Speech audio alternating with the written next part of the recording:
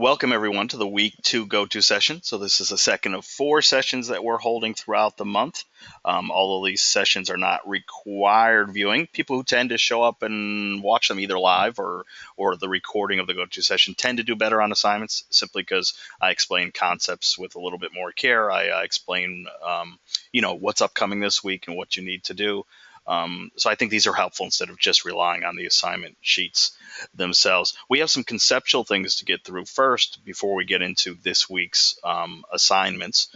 So I'm going to begin with that material. Let me also add that I still haven't figured out the go-to problem.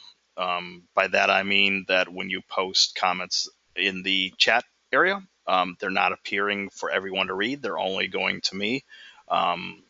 I don't know. I just didn't want to risk reinstalling the software before today's presentation because I was worried that I might screw things up completely. So I'll try to figure it out. But for now, just remember that if you do have questions or comments or anything you want to add, just go ahead and say it in the chat, and then I'll just read it out loud. So that way we can handle things. Okay, so let's get into today's material, which is week 2. Today we're going to focus more on the stuff that you read in this week's chapters.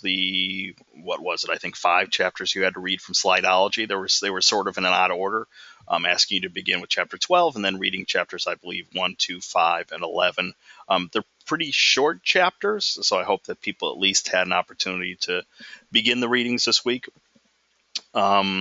As I said last week, I'm not against skimming. By the way, skimming does not mean ignoring huge sections of the reading or looking at the pictures only. But yeah, I think if you're feeling overwhelmed, or if you're feeling crunched for time, I do think it's okay to read for gist. Some of the material repeats itself, especially when you're going back between the 2 different books. They're both written by the same author, so you'll see the same ideas sort of repeated, which is good because it reinforces those ideas. But yeah, I mean, if you're enjoying the readings, by all means, do the readings entirely. But it's more important that you get the gist of what each chapter is saying. Okay, so we're going to go over some of the concepts that were kind of introduced in this week's readings. This does not replace the readings because I'm just going to skim on some sort of big picture ideas. It's still important for you to look at the chapters to get the sort of nuts and bolts details. But first, the sort of main points that are behind the power of a presentation. First, this idea of inspiration, okay? How do you get inspired? A lot of you are in different films. A lot of you are in different fields like film, graphic design, computer animation, creative writing. What else am I? I mean, we have so many majors here: show production, mobile app design, graphic design, digital design, video game design, game art, okay?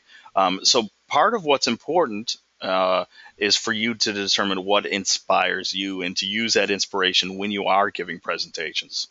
For this class, we're building toward a more sort of multimodal presentation. You're not going to get up in front of a live audience like the people do in those TED Talks.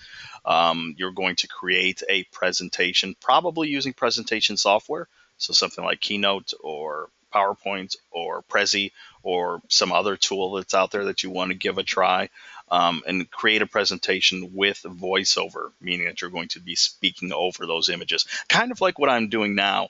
Although I'm not completely winging things, I know this material pretty well, so I can deliver it month to month with some stability. But your challenge will be, yes, to produce a professional level presentation that includes voiceover. This means planning things. This means structuring your presentation. This means operating from a script, so you're not just winging it, right? You actually are producing a polished presentation, both in terms of what we're seeing visually on the page, in addition to what you were saying over that imagery. It's sort of the opposite of TED Talks. I'm guessing that a lot of the TED Talks you looked at last week, and you can affirm whether this is correct or not in the chat box. I'm guessing a lot of the TED Talks tend to be pretty minimal, right? The emphasis is more on the speaker than it is on, for example, fancy slides. Am I right about that? I mean, I've seen, I don't know, maybe a dozen different TED Talks. Dustin says yes to that, right? The emphasis is more on that speaker. Did any of your speakers use slides or visuals in their talks? A lot of the ones I've watched either have no images or they use sparing images.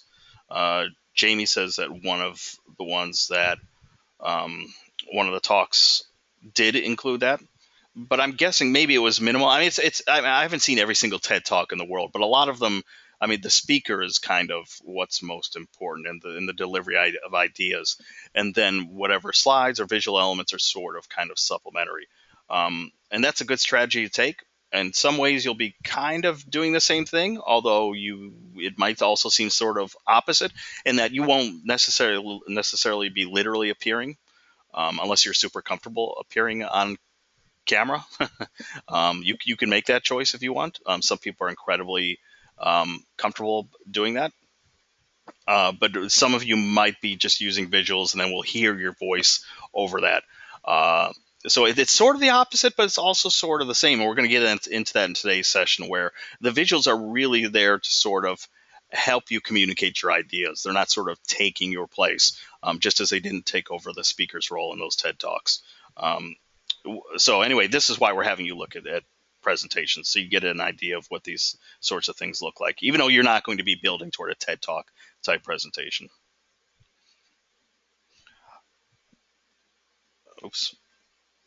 But in addition to identifying what inspires you and using that inspiration, because I think that's important. I mean, one of the things that's really powerful about those TED Talks is the way that people are able to draw upon what excites them, what inspires them, and they're able to kind of communicate to an audience. It's also about getting others inspired. And I would actually say, and this is kind of echoed in your readings in both textbooks, is that the audience kind of comes first, right? It's really a matter of getting them inspired.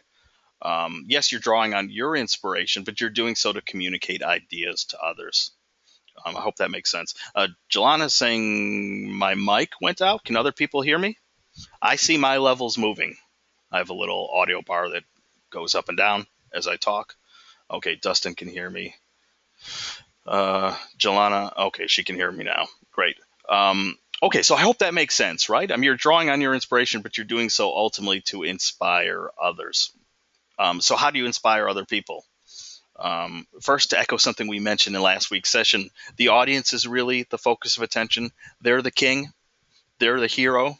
They're the sort of protagonist in the story you're trying to tell, not you.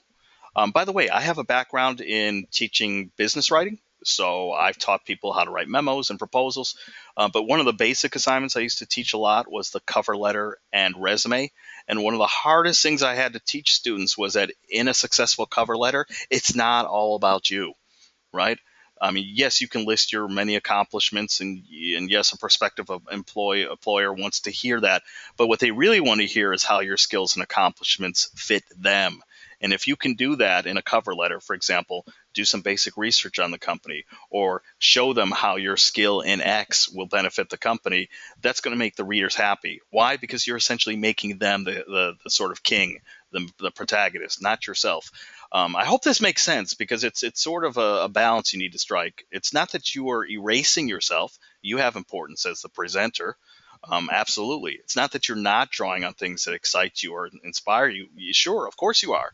But ultimately, you're doing so in service of communicating ideas to another person and getting those people excited.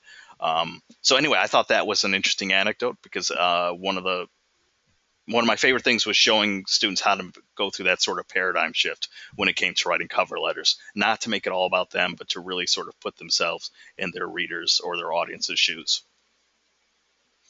Okay, so how can you connect with your audience? Hopefully, looking at some of the TED Talk presentations gave you some ideas. And by the way, I haven't graded your assignments from last week. There is a 72-hour turnaround time that we aim for, so I am going to try to work like crazy to get things done by tomorrow at midnight.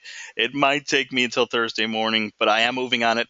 I'm not trying to make excuses, but full sales buzzing right now, right? We have lots of students.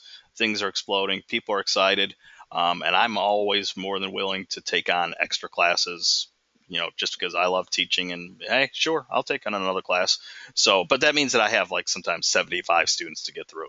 So yeah, look for my feedback soon.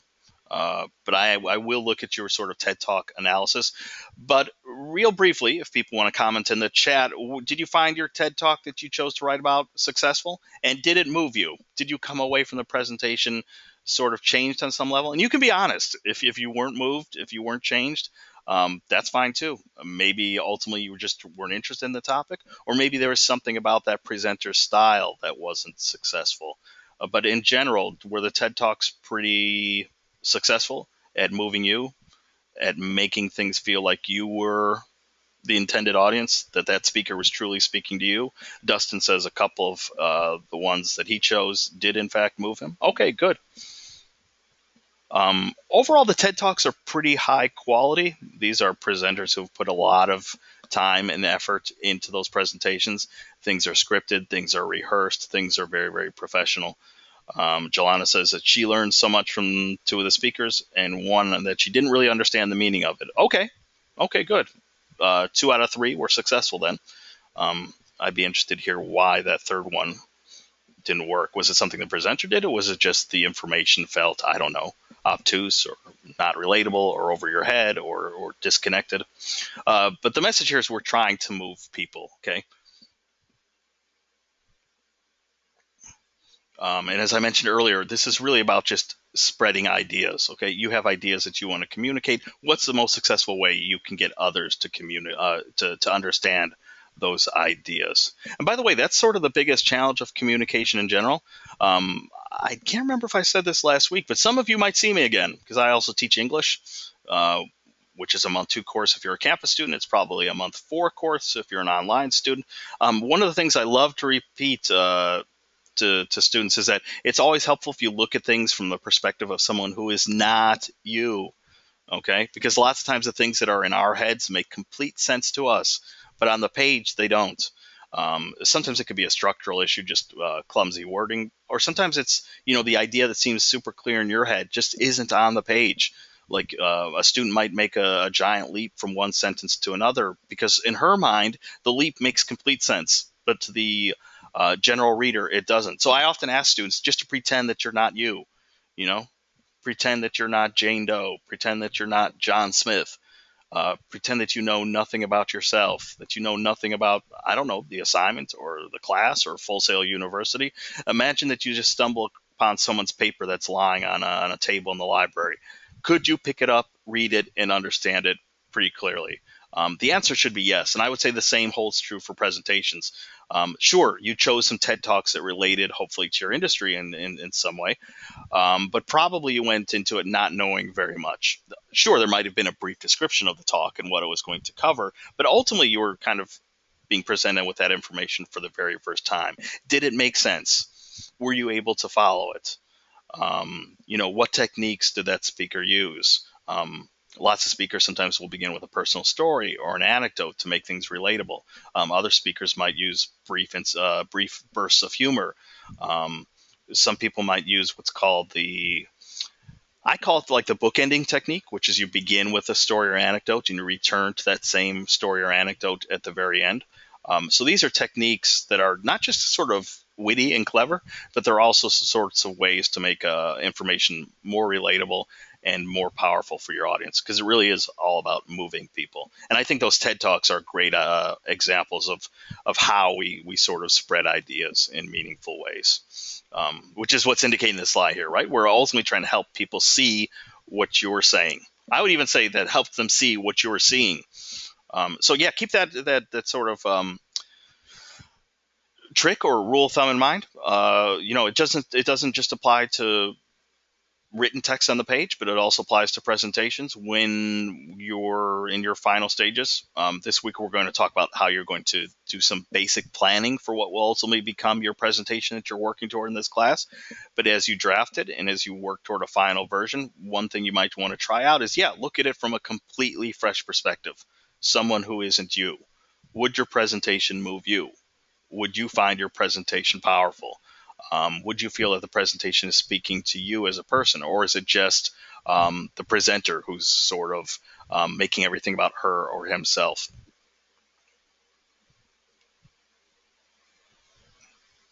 Okay, now we're going to get into a little bit about what slideology the chapters this week covered, and I'm gonna go through this a little bit quickly because I do want to make sure we have time for discussing this week's activities, which I'm sure a lot of you are curious about or have questions about. I'm already getting questions messaged to me, so we'll cover those. One thing that's stressed a lot in the readings is this idea of the importance of visual communication. Okay, I forget what the statistic is, but it was something like only 5% of professionals have graphic design experience. Do we have anybody here who's a graphic design or digital design student at Full Sail? We may not have people in the live session today, but I always have a couple in each of my sections. I typically have about 25 students in every class, and there usually be two or three who have a graphic design background. So it looks like nobody here does. Or does anybody just have sort of amateur graphic design skills? By that, I mean knowing things about colors, knowing things about placement on the page instead of just dropping an image anywhere, or text selection. Because, yeah, the reading stress that a lot of people don't have these skills, and that's fine. Like, I'm not a graphic designer either. I've picked up some tips and some tricks along the way, so I'm probably better at it than I was many years ago. But it is a skill that I think is important to presentations. That's what's represented in this picture here, right? The image here on the left is kind of chaos, whereas the image here on the right is more orderly. And the important thing to stress here, and I think this is also a line that comes from reading, is that the emphasis is on design, not decoration. Okay. So in this case, I would actually argue maybe there is a design goal here, but it's so messy and so cluttered, it just causes chaos. Um, but also there's, I said it's about design, not decoration. So, bringing in images is great, but if those images are just purely decorative and serve no purpose, that's not tremendously helpful. So the importance here is how to use imagery responsibly.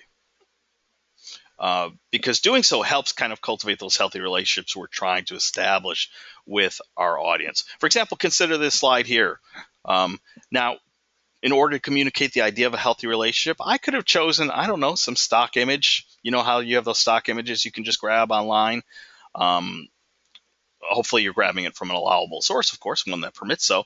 But the ones that show people shaking hands in front of an image of the world or something like that, right? I could have chosen something like that.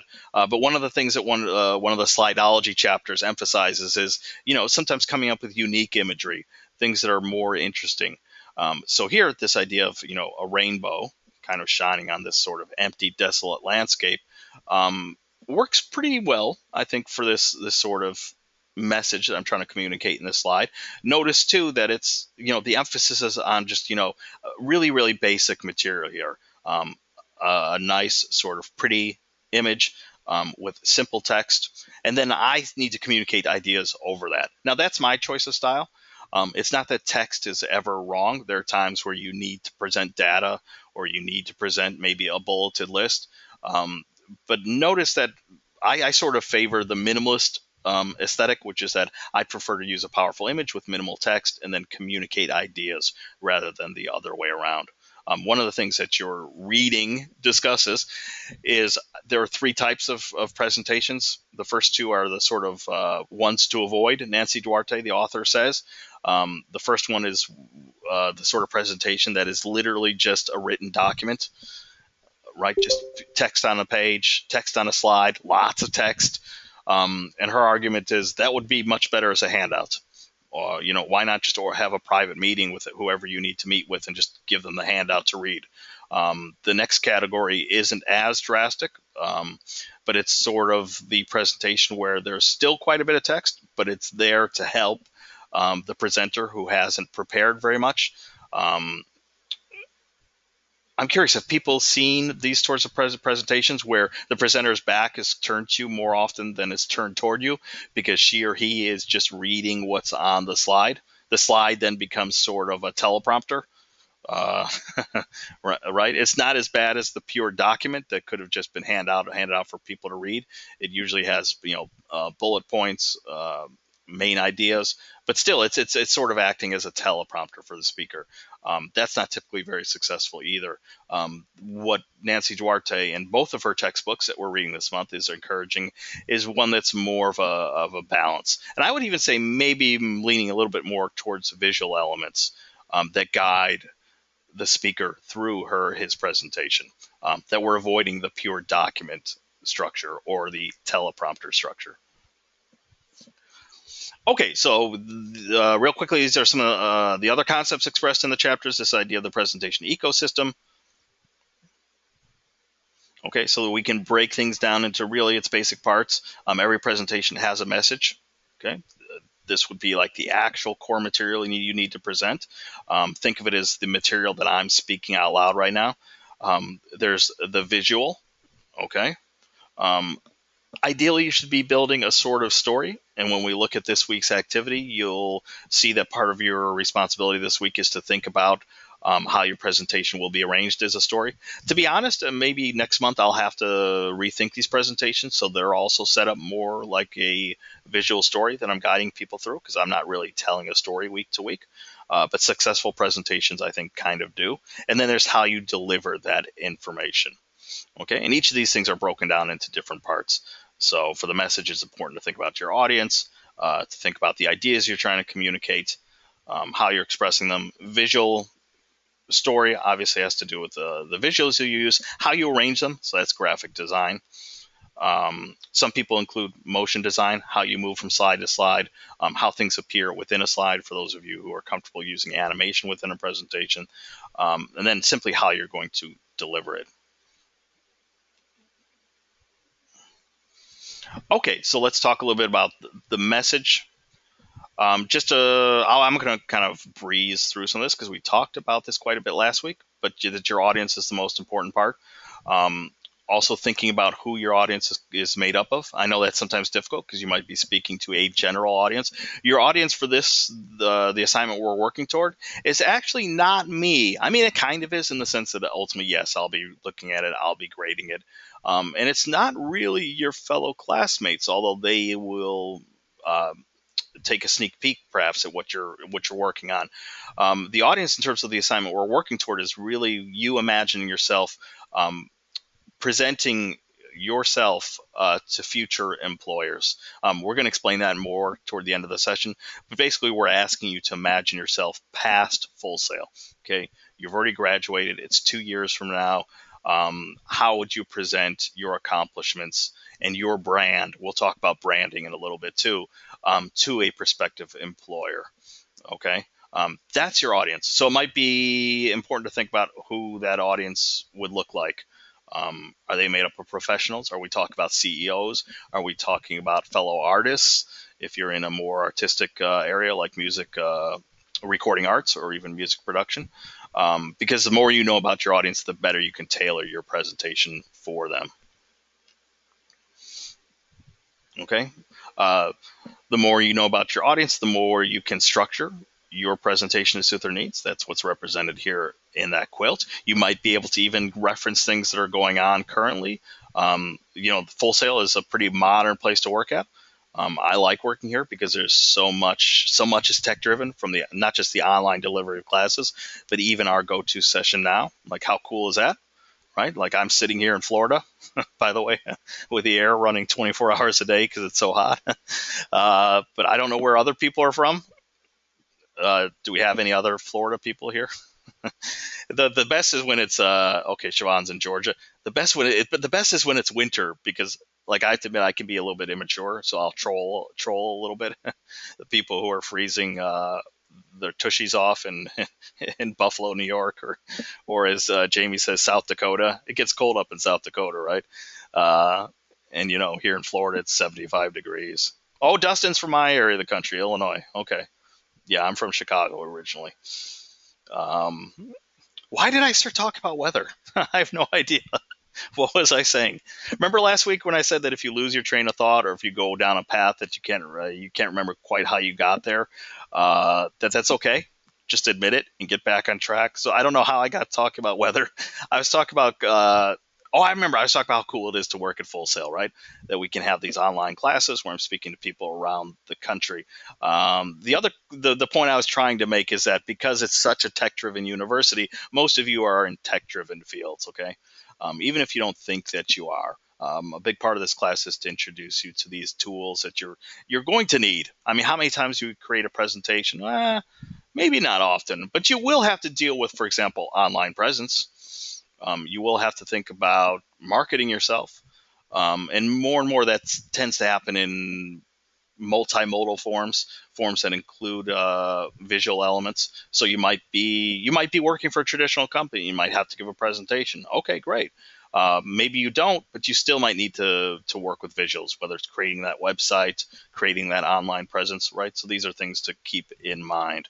But because it's such a tech-driven school, I mean, some of the things you might speak to your audience about are current trends or current happenings within your industry, okay?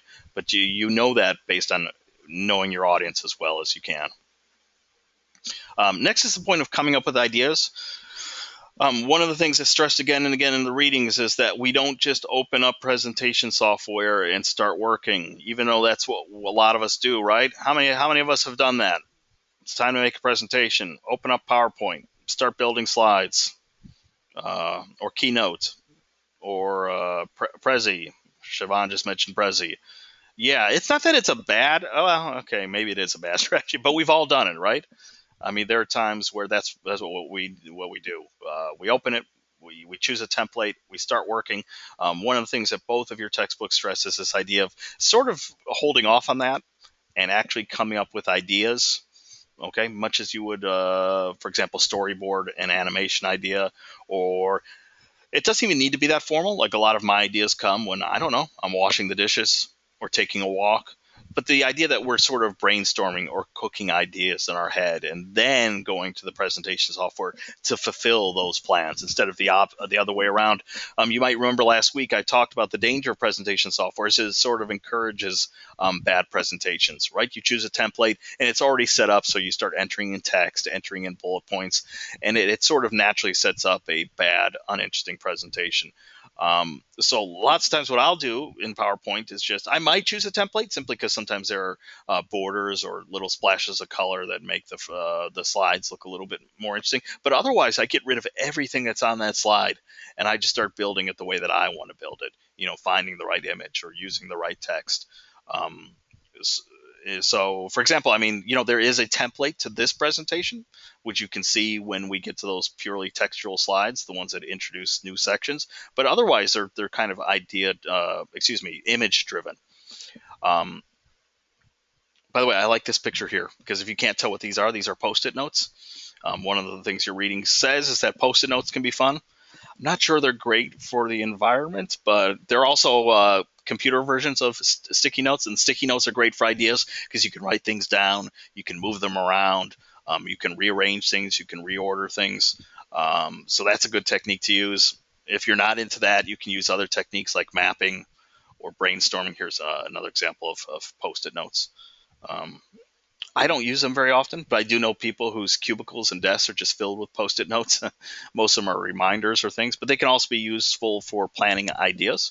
Again, if you don't like Post-it notes, you can use whatever strategy works for you. Some people like to use mapping software where they cluster ideas. You begin with a main idea in the circle, and then you branch off from there with other circles. There's a really good example in, I forget which chapter it is. I want to say chapter 1 or 2 in Slideology, where the person begins with the idea of partnership, and you can see how that person branches off in lots of different directions just to come up with ideas to how to express the idea of partnership in more original ways than, for example, an image of two people shaking hands or something. So use whatever tools work best for you. Some people like formal outlines, right? Like Roman numeral 1, here's the point I'm going to make.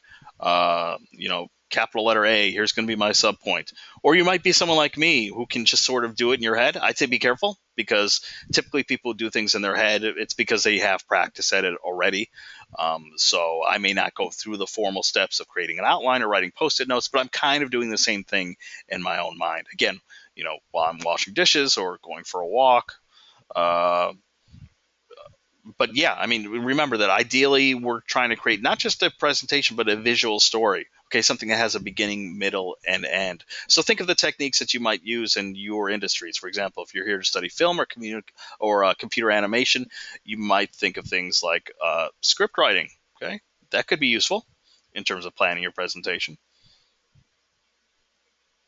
Oh, I thought the next slide. It must be a different slide.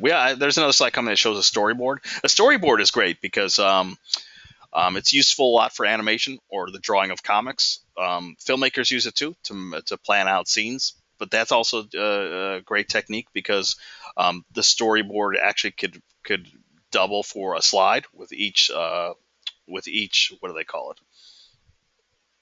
Panel. I couldn't think of the word from comics. That each panel could represent a slide, and then you could brainstorm ideas for what's going to go with that slide. Because yes, what we're trying to do is tell a visual story. Oh, there's my storyboard picture. Okay, so there's an example of a storyboard. And this works perfectly for slides because we could just picture these as, instead of what's your first shot, right? What's your first slide? So maybe hold off opening the presentation software and just think about what you're going to do from moment to moment in your presentation. And here's an example of a sort of mind map. Lots of people work lots of different ways. For example, I'm not a big fan of mind maps, not because there's anything wrong with them. I think they're awesome. I just never know quite what to do. Like, I start drawing circles and lines, and I'm not sure why I'm doing it. But other people, like, they love it. Like, their minds just work better that way. It makes complete sense to them. Do we have any people here who like to cluster and create little mind maps to help them come up with ideas? If you're that type of person, yeah, go for it. But the important thing here is to kind of come up with ideas before we open that software. Next is visual thinking. Okay, choosing the right image to represent what you want to capture. I actually think both of these images are kind of ominous. But they might be very powerful in a presentation if, for example, these images match what you want to say. But if they don't, perhaps there's a better image to find. Last week, I briefly showed you the AP Images database in the Full Sail Library, as well as compfight.com. I'm going to go ahead and type that in because I think my chat comments go out to everybody. So yeah, compfight.com is a great place to use allowable images, but it's important that you don't just grab the first image that you find, right? That you're finding the image that matches the story you're trying to tell.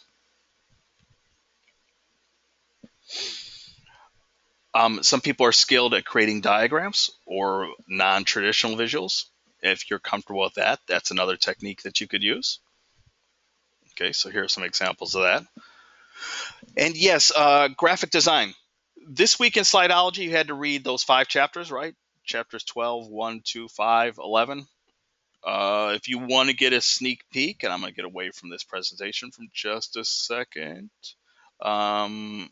If you want to, let me close this. If you want to get a sneak peek, Chapter 6, which was not assigned this week, okay? But if you want to take a sneak peek at it, this might be one of the most useful chapters because this gets into the nitty-gritty details of how to arrange elements on the page, and it's got lots of fantastic stuff. Okay. So things like how do you shape and color. There are even some examples. Okay. Things are kind of loading slowly right now. But you know what it means to use different sized elements on the page and what that communicates. It also gets into issues of color. And perhaps most important is this kind of stuff here, like thinking about your individual panels in terms of grids. Like lots of times a single slide can be divided into 3s or 4s or 5s, okay? And then you get an example of what that actually looks like here. So for example, I don't know how well you can see that, but like this image here is actually in 4s because here's one layer, here's a second layer, here's a third layer, and here's a 4th layer.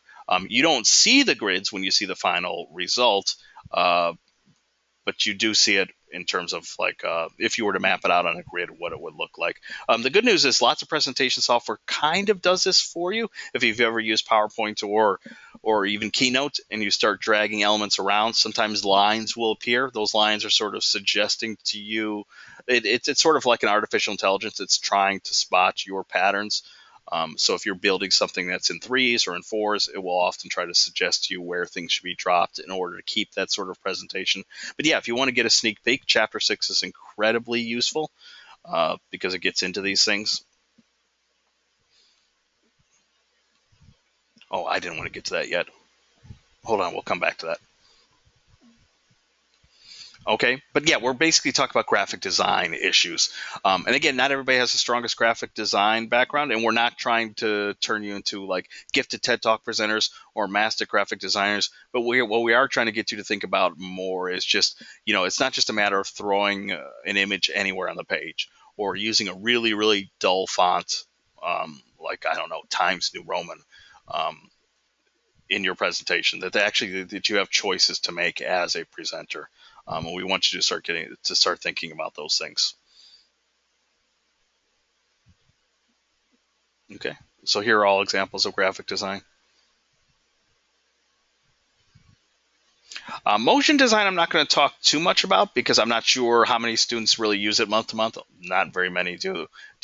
But be aware that there are sort of animation techniques you can use within presentation software. There's the ability to include multimedia elements, and these can be powerful tools as well. Okay, so let's talk briefly about the delivery of presentations. Okay, don't forget that there's a human element here, which is you. Again, all the fancy visuals, all the fancy animations, all the graphic design elements in the world don't take away the emphasis on you. That's why I like that we sort of begin backwards with the TED Talks that are sort of more minimal and place more importance on the speaker and less importance on the visual elements, because you'll actually be doing the same thing. Even if you ultimately produce a presentation that seems like it's built around visuals, much in the same way that you're not seeing my face right now, I'm not appearing on cam. I could. I'm not uncomfortable being on camera. It's just I don't think that's a terribly interesting presentation. You just watching me with my headset on as I explain things. That's not very powerful. But notice the emphasis is really on me and my information, and the message that I want to deliver to you, the information that I think you're going to find useful to become awesome presenters yourself. The visuals are there just to sort of keep your attention a little bit, but they're not taking away from the human element. Okay, so keep that in mind. This is just a quick comment about like how you're going to deliver your presentation. Most of you will probably use pretty standard presentation software. Some of you might venture online to online tools like Prezi. But keep in mind, we're living in a different world in 2015. Okay, there are lots of ways to deliver information. Also interesting to note is even if you may not become like a TED Talk type speaker, who knows? Maybe some of the information you deliver in a meeting uh, or some other sort of environment will make its way online. Okay. Lots of things ultimately find their way on YouTube. So yes, you'll be thinking about your audience in terms of a future employer, but I think it's also good to keep in mind that who knows? Sometimes your presentations may end up speaking to a wider world. For example, when these sessions are over, I typically process them and upload them to YouTube. And I don't think many people stumble upon my videos. But yeah, I mean, it's interesting to note that even these sessions appear online. So understand that your presentations might even be wider than the immediate room that you're speaking to. We're not going to talk too much about the paper element now. You kind of got some practice with this last week with the creation of a handout, but that yeah, sometimes presentations can take form on paper. And even in today's world, like it's pretty rare that you're just going to see text on a page and nothing else.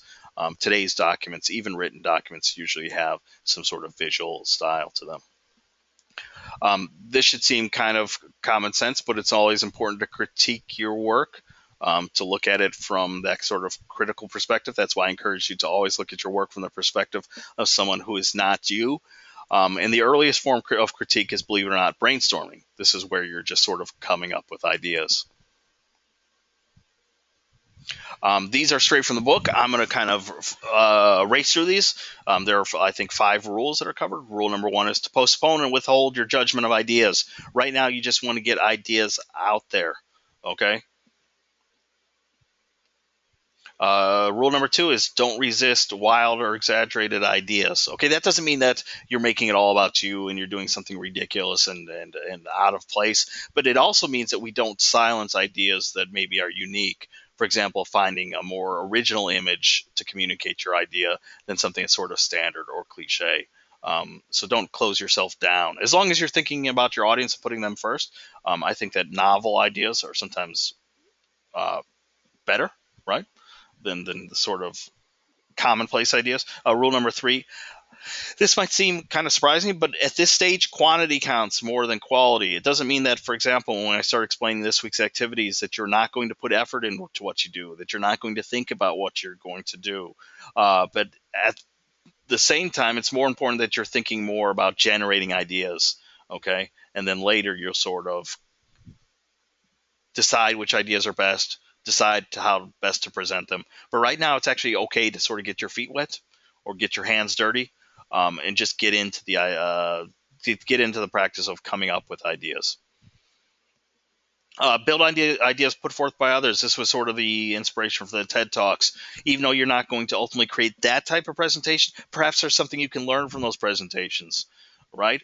How many of your TED Talks included some sort of personal story or anecdote to make things more relatable or more interesting? How many of your TED Talks included maybe a touch of humor? Not that the presenter was trying to turn into a stand-up comedian, but something that sort of put the audience at ease, or again, made the information more relatable. Did we see any of these techniques in the TED Talks that you watched?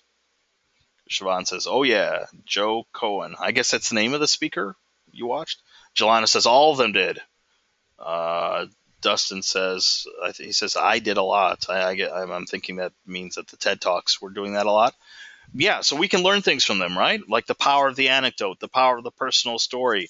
I've seen them draw upon examples from history. I've seen people draw on examples of other leaders in the business, contemporary people not from the background of history, right? There are like lots of interesting techniques and ways to sort of tell your visual story and communicate ideas. And we can learn those tricks by sort of doing what others do. And rule number 5, every idea and every person has equal worth. I would also say, in addition to rule 4, we can actually learn what not to do from others. It's not a requirement for this class, but it might be worthwhile to try to find examples of what you think are not good presentations, for example, PowerPoint presentations, and decide what it is about those presentations that's not working well. Is there too much information? Is there too much text? Are there no visuals or hardly any visuals? Or maybe there are visuals, but they're distracting and not helpful. We can learn a lot from others. I'm going to skip past this for now. This is just a sense that you should have some sort of idea what you want to do in your presentation. And there are a ton of verbs that could capture what it is you want to do. So I believe this is also included in one of the textbook chapters, so you can take a look at that there. But like, what are you trying to do? Are you trying to motivate people? Right? Are you trying to strengthen? Are you trying to brighten? It's a good idea to have a sense of what you're trying to do. How to connect with your audience. We've already talked about shared experiences, what you have in common, right? So you can draw upon memories, history, etc. You can also consider common goals. This is really important for communicating with employers, right? Like my cover letter anecdote that I used at the beginning of the session. If you could sort of match your skills to what your employer needs, that's a pretty important thing. But even outside the employer-employee relationship, these are sort of kind of typical things in presentations, right? Your audience has a need. As a presenter, you're trying to fulfill those needs. And if you can make that a sort of common goal between the two of you, that's helpful. Other things to think about, especially as we work towards this week's assignments and the rest of the assignments we'll work on this month. What makes you uniquely qualified to be this person's guide? There would be a big difference between, for example, me giving this presentation to you and just pulling someone off the street, or, I don't know, grabbing Kim Kardashian. I mean, maybe Kim Kardashian could cover this material excellently. I have my doubts, right? But what makes you uniquely qualified to be the guide, the mentor? And what similar journey have you gone on with a positive outcome? These are the sorts of things that you want to communicate. Okay, some real quick. I kind of blew past that last one.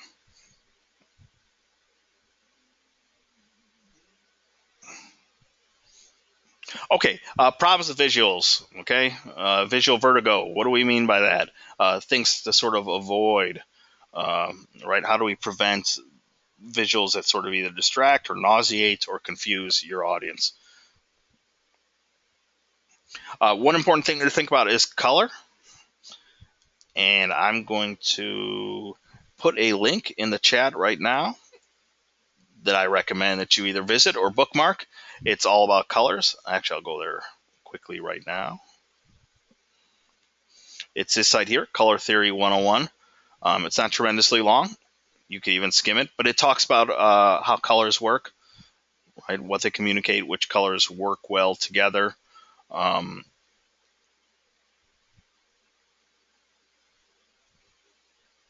I'm trying not to talk as I scroll because I've heard from some students that when I scroll and speak at the same time, I break up. But toward the bottom page, you get examples of what different colors represent. Like most of us know that red represents passion, either in a good sense or a bad sense. So it can also represent danger. So yeah, I mean, this is really useful. So if you want to think more about color, you can visit this site here. But yeah, color is something important to think about, right? What color you're going to choose and what that communicates. So yeah, red can be either fiery or passionate or represent danger. Black tends to represent death, especially in this country. White is kind of sterile. It's not really very neutral.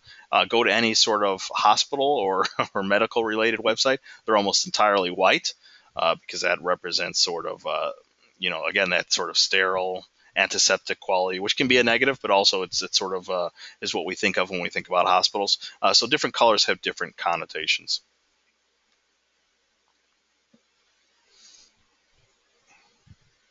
Okay, let's start talking about this week's assignment. I thought there was another slide in here that I wanted to cover. Uh, Oh, it's just a couple quick notes about this, about how to prevent visual vertigo. Basically, you shouldn't be using anything that doesn't have a purpose. Okay, so animation or visuals that are unnatural or counterintuitive aren't really very productive. If you use motion, whether it's within a specific slide or between slides, if the pace is too fast or too frantic or annoying, that's not good. You shouldn't be using visuals that don't serve any purpose, right? Back to this idea that we're really working on design, not decoration, and anything that's distracting for the audience. These all sort of contribute to this sense of visual vertigo. And the most extreme examples you can think of online, right? Like how many times have you come to that annoying website that just has ads that appear out of nowhere, or even if they don't appear out of nowhere and you have to click off on them in order to continue reading, there are other sites that just have flashing annoying ads or things like that. I mean, that's done on purpose. They want to annoy you so that you have to sort of click on it. Maybe by accidentally clicking on it, you're taken to. I mean, it's not a strategy I would use, but it is a strategy. But it's certainly not like the type of strategy you would want to use in your presentation.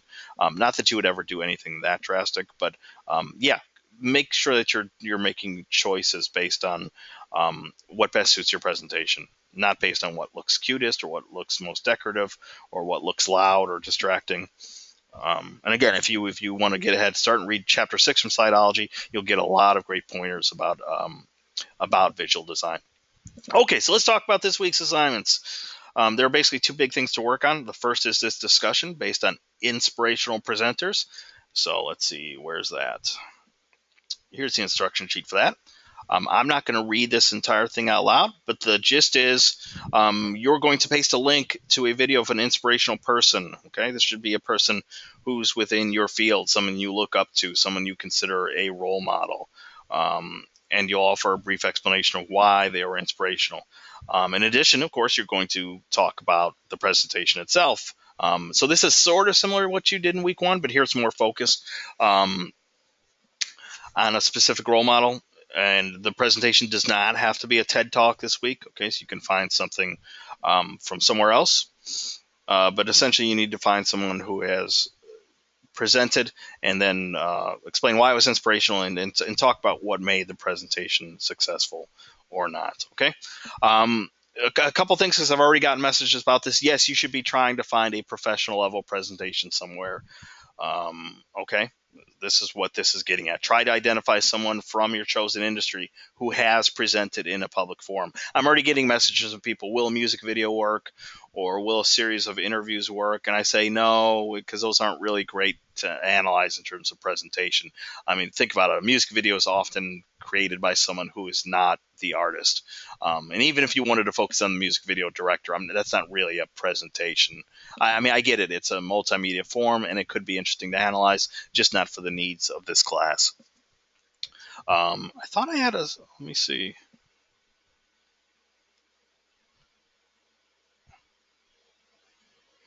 Yeah, let me show this real quickly. Um, if you know how to take screenshots, if you have a Mac, you just hit Shift Command 3 to take a screenshot. On PC, I have to admit it's been so long since I've used a PC, I can't remember. Is it just print screen? Or is it the Windows key print screen? Can a PC user tell me what the quick way to take a screenshot is? Anyway, learn how to take a screenshot, because it's probably the easiest way to get this list of URLs that you can then check out later. But these are like alternatives to TED Talk sites that you might want to check out. Okay. Other places where you can find professional presentations. Someone asked me a message in the chat. John said, for example, please. I'm not sure what that means.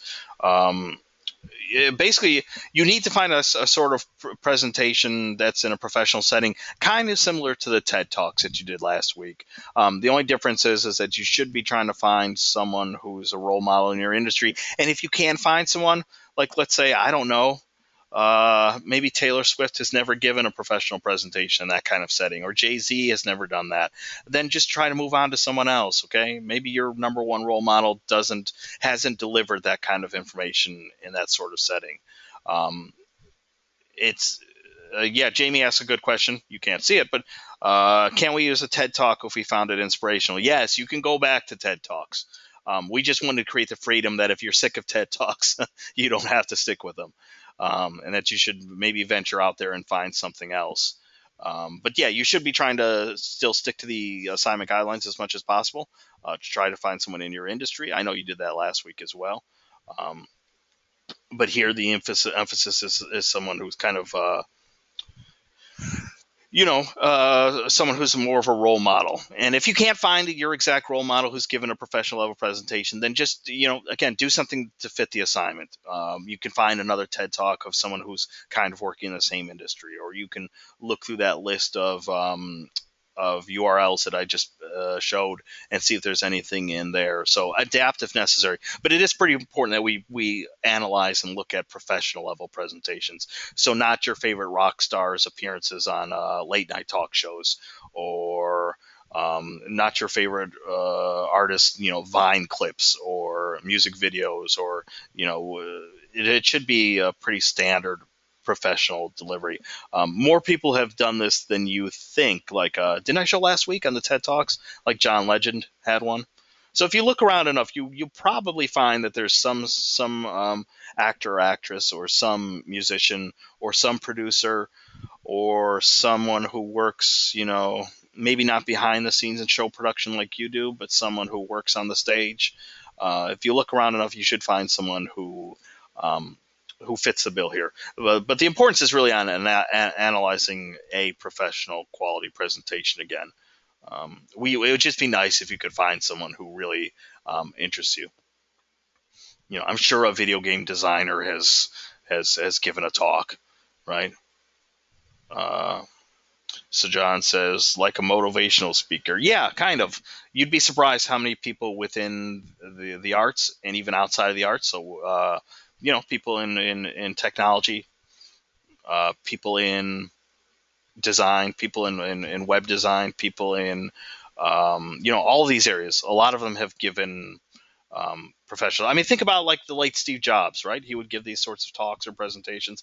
Lots of people do. So hopefully it shouldn't be too much of a challenge to find someone that you admire who has given this sort of talk. Okay, and the other quick thing I want to mention, because I'm already seeing this as I'm going through last week's discussions, is that you have this handout, this asset that's uploaded as one of your downloadable materials. It's the RISE model for meaningful feedback. I always refer to it in the assignment descriptions and when I post to the board. But when you respond to at least 2 of your classmates, you should be trying to follow this model. I'm not going to go over it. That's why you have it to read through. If you don't use a RISE model, that's okay too. But here's the sort of gist of what you're supposed to be doing when you respond to classmates. You should be responding thoughtfully, with some depth, with some specificity to what that person has written. So maybe there's something interesting or unique that the person has written that you want to respond to, or maybe you have questions to ask. The goal here is to really engage in dialogue, because even though some people treat these assignments as just activities they need to complete and then they move on, there are lots of people who like to visit back to the board. They get that alert that tells them that someone's responded to one of their posts, and they'll go back and read it. I don't know, not everybody's like that, but lots of people are. You get that Facebook alert, you want to see what someone responded. You get an email saying someone responded to your message board post on your favorite, I don't know, sports site or music site. You want to go check out what that person said. Some people are like that when it comes to discussion boards, but that's not going to happen if you just write a single sentence that says, "Good job, I really like what you said," or or even maybe pointing out something specific, but just leaving it to a single sentence. Okay, it's not about filibustering or creating filler, but it's engaging with what your classmates have said in some sort of meaningful way. So if the RISE model and looking at it helps you do that, awesome. If you can do that on your own, awesome. But I did see a couple cases where people are sort of mailing in the response part of the discussions. Okay, the second thing we're working toward is the 2.4 activity here, planning a presentation. Okay, remember what I said in the earlier parts of the presentation where I said at this point quantity is more important than quality, that it's okay to get your hands dirty, to get your feet wet. That's sort of what this activity is encouraging. It doesn't mean that you're not trying. It doesn't mean that you're not putting forth your strongest effort, but it does mean we're in the planning stages, okay? And planning means that we're going to kind of brainstorm ideas. Okay, let me close this because we're done with that. Is this the assignment? Yes. Okay, so here's the assignment description, which I'm not going to read out loud. You can do so on your own. Here's actually, I'm sorry if this causes confusion. Here's what you see when you go into the 2.4 assignment, and you'll notice that, okay, you have the rubric that tells you how you're being graded, but then you have 2 sets of instructions. One is the literal instructions for this assignment. The other one is a sneak peek at the final assignment instructions. Why do we include this? Because this is important to being able to complete this week's activity. So it might seem a little bit confusing, but we put this up here so that we know what we're working toward. I have that open. So here's what we're working toward, right? Okay, a 3 to 4 minute presentation where you pitch yourself to prospective employers as a recent graduate of your degree programs. In other words, you'll be sharing your personal brand with your audience. And I'm going to say more about that in just a second. Okay, so this is what I kind of hinted at earlier. You're going to imagine yourself down the road after you finished at Full Sail, speaking to prospective employers, explaining what you have done. So this means projecting yourself into the future, using concrete examples of things you're planning, hoping to do in the next 2 years at Full Sail, and writing about them as if you have accomplished them already. Okay? So this is what we're building toward, a short 3 to 4 minute presentation where you'll basically, and you have a lot of questions to consider, sort of before you begin questions, like what is your target industry? What do you see as your next steps in this industry after graduation? What qualities and skills does your industry look for? And so on. Okay, and this is what we're working toward. You're going to create a unique future representation of yourself through storytelling that portrays you as a valuable contributor to your industry. Okay, in other words, you're going to compose your presentation through the voice of your future self, looking back on your success.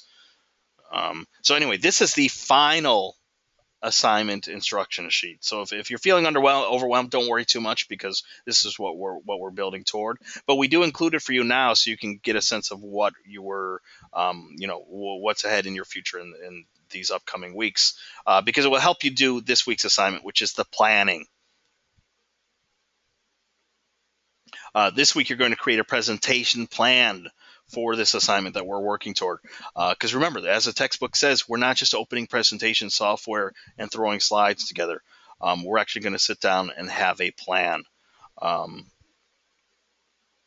on page 2, it gets into more details about what your presentation plan should include.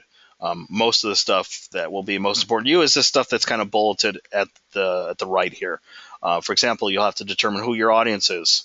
Try to identify that audience. Are they similarly aged people? Are they executives in your industry? What type of information would be important to this group? And then get into some detail about what you think you're going to do in your presentation. For example, your presentation should have a beginning, middle, and end.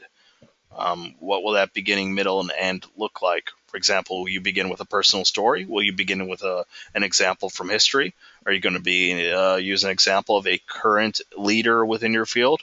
What is the important takeaway that you want the person to leave after watching your presentation? A plan or a storyboard of how your presentation will look. This is optional, the visual element. But if some of you want to use like a storyboard technique, you can certainly do so. What tools do you plan to use for this presentation? So at the most basic level, are you going to, I don't know, use PowerPoint or Keynote or Prezi? Are you going to create an iMovie? Are you going to ultimately upload it to YouTube? What tools are going to be needed to create this presentation? So basically, if you're going through these bulleted points here and are addressing them, that's basically what we want for this assignment. Okay. And if you're answering these questions with some depth and some specificity, again, things can change later. This is only the planning stage. But if you're answering these with some sort of depth, you'll probably do okay on this assignment. These questions, even though it seems like there's a lot of them, or even though they might seem annoying, they will be helpful because you'll come into your presentation with actual ideas and things you want to execute instead of just opening up the program and doing what the textbook chapters say to avoid, which is just opening up the program and creating slides on a whim.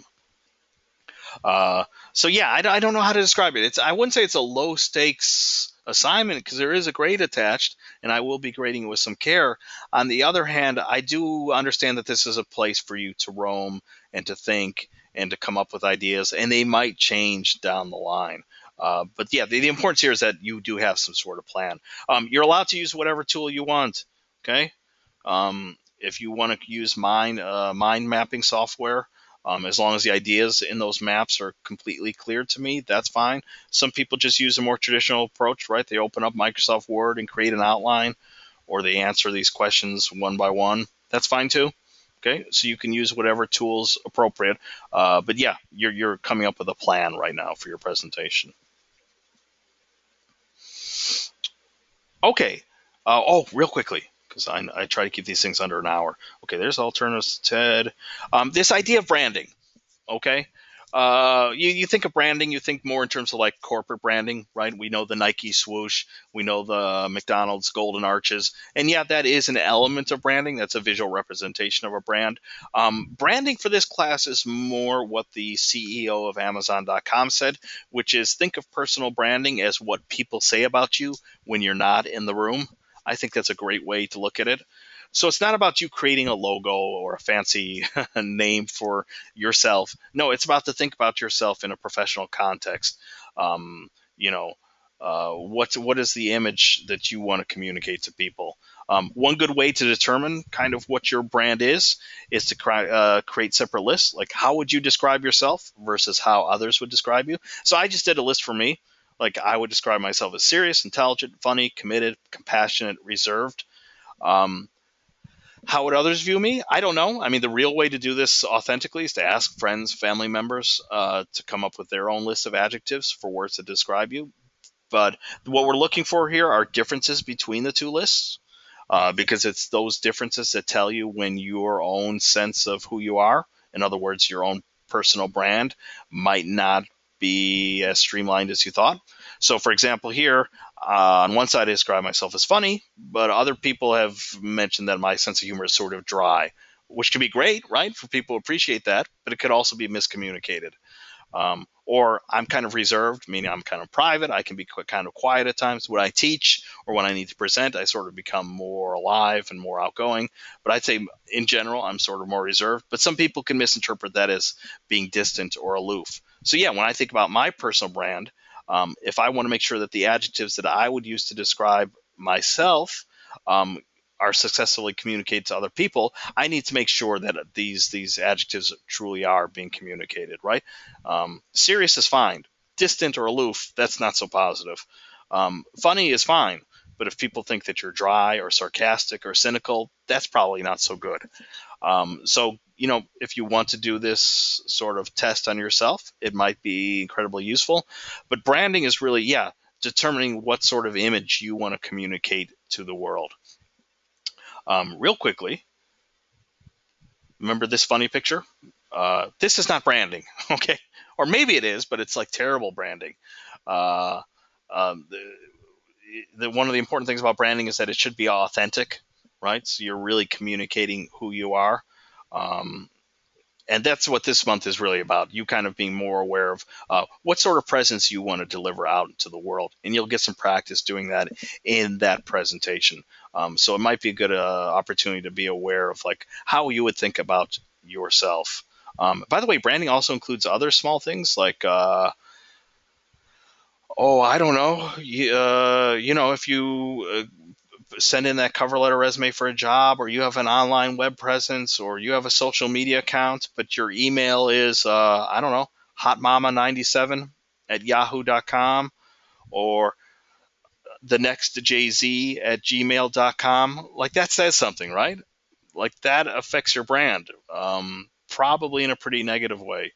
Um, so these are sorts of things that we want to think about, like what sort of image you're communicating in the world. And it includes everything. It includes how you present yourself. It includes how you carry yourself.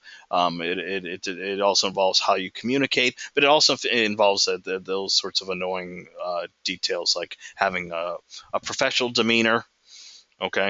And I know it's difficult in 2015 because how many of us have sometimes posted things online that we later regretted or wanted to take down? So that's part of branding too, becoming more aware of just, what sort of kind of presence you want to communicate to the world. So that's what we're building toward. Okay, questions. I know I covered a lot. It's always difficult to keep these sessions down to an hour. But do we get to, basically, I'm concerned, do we get the gist of what we're going to do this week, both in terms of this discussion and you're planning a presentation? Despite a lot of the words that I use, it really is pretty simple. We're looking at another presentation and evaluating it, and we're going through those initial brainstorming steps of imagining what your presentation will look like.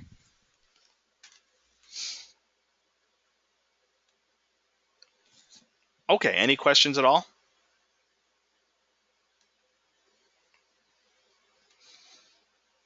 I'm hearing mostly silence in the chat box, even though you couldn't see that because you can't see what one another's posting. So John just said the word branding. Siobhan says, so we have to find a video of an inspirational person. Yes, ideally that inspirational person should be someone you look up to, should be sort of a role model within your industry. But if you're having trouble doing that, just don't give up. I mean, like I have so many areas. I mean, technically my area is education, so I'm sure I could easily find a famous writer or a teacher who's given a professional level presentation. But let's say my background was something more related to full sale areas like music or film or video games. I could find someone who's kind of fits those bills. I think the toughest challenge is that some people think they already have a role model in mind, right? Like I love Beyonce, I love Taylor Swift, I love Steven Spielberg, I love so and so, or they work in a field where they're like, I don't even know who a role model is. Like, who's a role model in mobile app design, or who's a role model in show production? So again, it's a matter of tweaking the assignment. At this stage, I'm not really that harsh. It's not like you're going to lose points because you truly didn't find a role model. I just think that finding a role model or someone you look up to in the industry is more interesting than finding another TED Talk. But yeah, if you're struggling and you can find a TED Talk that relates to your industry, you can do that. It just feels like it's kind of repeating in some ways the week one assignment. Siobhan says we have to have our first post by Wednesday on that assignment. Yeah, that's the goal. I mean, again, if you get things posted on Thursday, that's fine. What I don't want to see is everybody waiting until the last second, because that just doesn't give people time to respond thoughtfully to one another if everybody's waiting until the last second. But yeah, I don't take points off if people post on Thursday instead of Wednesday. I might take a few points off if we start approaching the weekend and people still haven't posted a response yet. Okay. To people who feel pretty comfortable with what we've gone over, you're allowed to go enjoy the rest of your night and do whatever you were planning. The Major League Baseball All-Star Game is on tonight. So John said, can you tell us more? Okay, I assume you mean about branding. Yeah, I mean, branding is a difficult thing, and maybe I should improve on this for next week's next month's go-to sessions. But it's really that sense of your professional self. Like, what do you want to communicate? Uh, like hopefully, like this isn't the image people have of you out in the world. So, what image would they have of you?